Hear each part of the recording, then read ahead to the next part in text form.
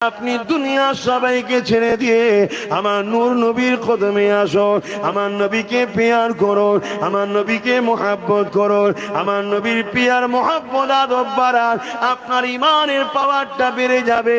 আপনি জবান খুলতে দেরি হবে, আল্লাহ আপনার দোয়া কবুল করতে দেরি করবে না।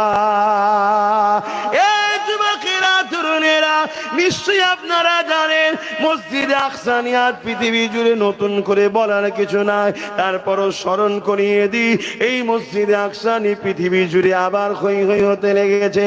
এই মসজিদে আকসা নিয়ে এর আগেও অনেকবার হই হই হয়েছে। ফারুক আজমের জমানাতো হয়েছে। হযরতে ফারুক আজম সেলিবিয়া রোমানীয় সৈন্যদের বিরুদ্ধে মোকাবেলা করে আল্লাহর ঘর মসজিদে আকসাকে উদ্ধার করেছিল।